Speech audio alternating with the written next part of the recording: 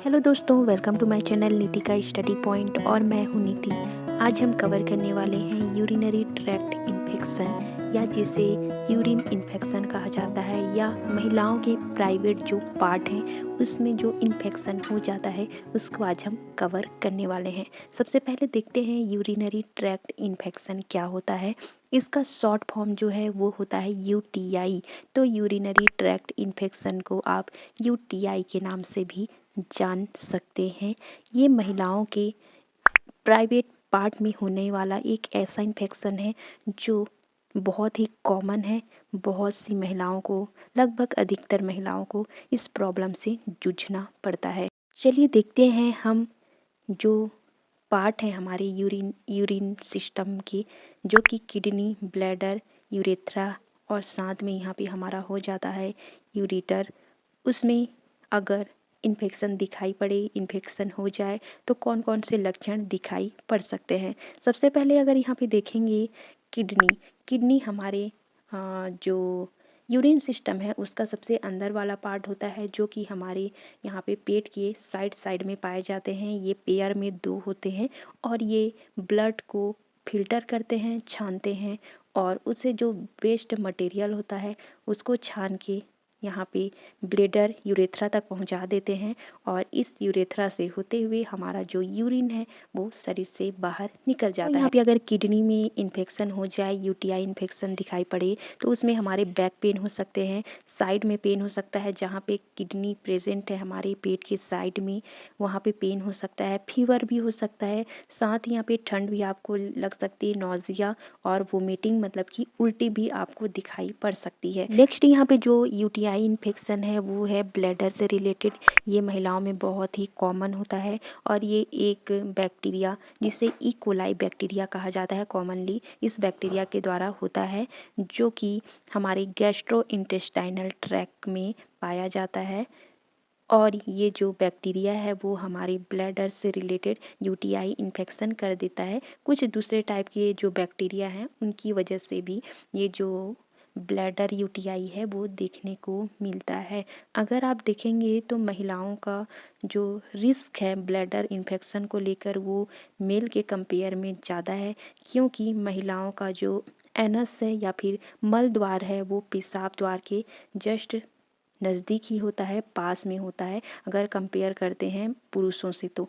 और इसी दौरान ये जो हमारी इस्चीरिया कोलाई बैक्टीरिया है वो हमारे एनस से हमारे जो मूत्र मार्ग है या हमारा जो यूरिन वाला एरिया है वहाँ तक पहुँच जाते हैं और हमारे जो ब्लैडर हैं उसको इन्फेक्ट कर देते। अगर हम यहाँ पे लक्षण देखते हैं, कौन कौन से लक्षण हमको दिखाई पड़ सकते हैं जब ब्लैडर यूटीआई हो जाए, तो उसमें यहाँ पे होगा पेल्विक प्रेशर, हमारा जो निचला हिस्सा है वहाँ पे पेन हो सकता है, हमारे पेट के निचले हिस्से में डिस्कम्फर्ट महसूस हो सकती है, जब आप यूरिन करते हैं, पेशाब करते हैं तब वहाँ पे आपको दर्द हो सकता है, साथ ही साथ आपके ब्लड में यूरिन में ब्लड भी दिखाई दे सकता है। नेक्स्ट हमारा यूटीआई इन्फेक्शन है वो है यूरेथ्रा से रिलेटेड। अगर इसकी बात करते हैं तो ये भी बिल्कुल ब्लैडर यूटीआई के समान है। हमारा जो एनस है फीमेल का वो बहुत ही नज़दीक होता है हमारे किसके, हमारे जो फीमेल का जो यूरिन वाला पार्ट है उसके नज़दीक में होता है और जिस वजह से यहाँ पे चांस बढ़ जाते हैं कि जो हमारे गैस्ट्रो इंटेस्टाइनल ट्रैक्ट में जो बैक्टीरिया है वो आसानी से हमारी जो यूरिन वाले पार्ट हैं वहाँ तक पहुँच जाएं और हमारे यूरेथ्रा को इन्फेक्ट कर दें, जिसकी वजह से यहाँ पे यूरेथ्रा से रिलेटेड यूटीआई इन्फेक्शन देखने को मिलता है। अगर लक्षण देखते हैं तो पेशाब के दौरान आपको जलन महसूस हो सकती है, साथ में आपको वाइट जो डिस्चार्ज है, सफ़ेद पानी का आना, ये दिखाई पड़ सकता है। चलिए देखते हैं रिस्क फैक्टर, किन किन वजहों से ये जो यूटीआई इन्फेक्शन है वो आसानी से हो जाते हैं जिसकी वजह से फीमेल को प्रॉब्लम उठानी पड़ सकती है। सबसे पहला है फीमेल एनाटॉमी। अगर आप देखेंगे तो मैंने पहले ही डिस्कस कर दिया है कि जो महिलाओं का यूरेथ्रा है वो छोटा है अगर मैन से कंपेयर करते हैं। तो यहाँ पे जो बैक्टीरिया होते हैं वो ईज़िली ट्रैवल कर जाते हैं बाहर से अंदर की ओर और इन्फेक्ट कर देते हैं। वैसे तो महिलाओं का जो यूरिन सिस्टम है वो इस प्रकार से बना होता है कि कोई भी बैक्टीरिया जो है या फिर कोई दूसरे जो माइक्रो ऑर्गेनिज्म हैं जो कि हार्मफुल होते हैं वो अंदर इंटर ना कर पाए।